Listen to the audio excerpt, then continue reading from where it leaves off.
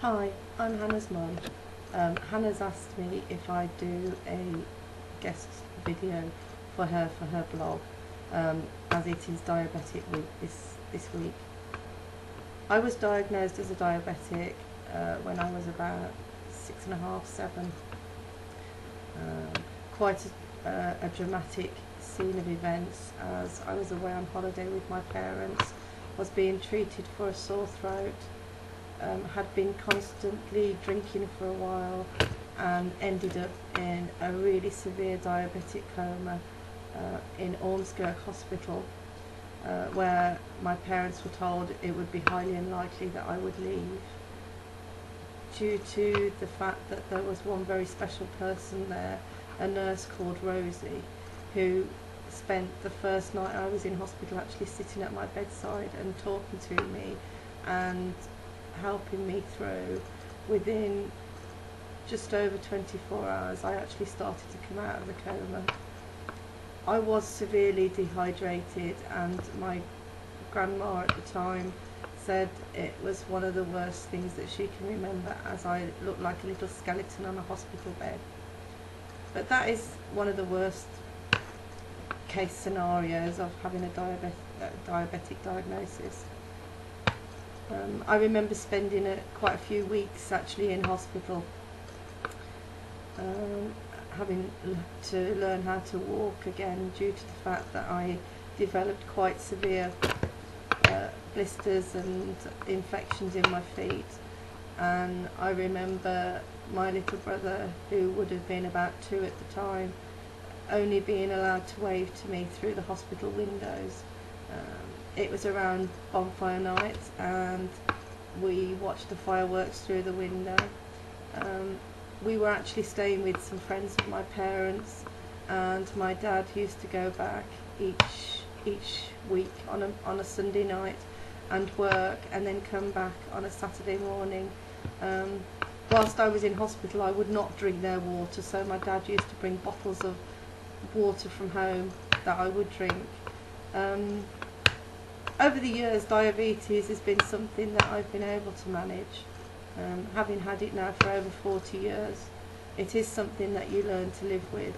You can at times become complacent and think, why me?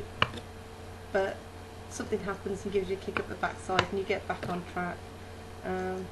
I was always told that I could never have any children because it would affect my balance and would actually potentially make me quite ill. But we were blessed with Hannah, which I'm very grateful for, and now have 2 beautiful grandchildren. Diabetes does not really prevent you from doing a lot. You just have to be really careful. Occasionally the odd treat does you good too. You do suffer from it sometimes, but yeah, as long as you can get your sugars back on track. I've always been known as what is called a brittle diabetic, and I can walk past a cake shop and my sugars will rise straight up, which I actually find quite funny, but it's not through eating loads and loads of cream cakes. This year, for a number of years, is the first year that I've really got my balance right down, because it flies up and down. So having had my diabetes for as long as I have, I think I'm doing pretty well. I'm just having an issue with my eyes, but the eye specialists are working with that and dealing with the same. But as I say, my diabetes really has never stopped me doing anything. I drive, have a pretty happy life, enjoy socialising, have hobbies, have travelled all over the place.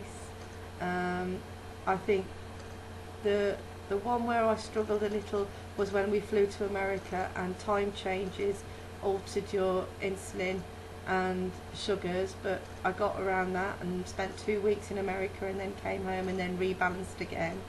I think one of the problems that I find when you're trying to balance your sugar, when I originally became a diabetic, it was very easy to know exactly what you were eating. In today's products, there are so many hidden sugars and things that aren't really advertised, and sometimes you think you're eating something that's good for you when actually it's full of salt and sugar, which potentially can be quite bad. Um, I find it hard to have to tell people that I'm a diabetic, because it's not something that I carry around as a banner on my head. It's something I deal with. I don't like being a nuisance to people, so don't keep reminding people that I have the same. And to me, it's my way of life, and I don't think I could change it. I also have my brother. My brother is a diabetic as well, and we did some diabetic research with Oxford University, and they found out that it was possibly a gene with my mum and dad that gave us both diabetes. I got mine at the age of 6. Andrew was about 11 when he was diagnosed as a diabetic, and both of us deal with it really well. Both have lovely families, and we couldn't have asked for better parents when we were younger, as they supported us fully in everything we did.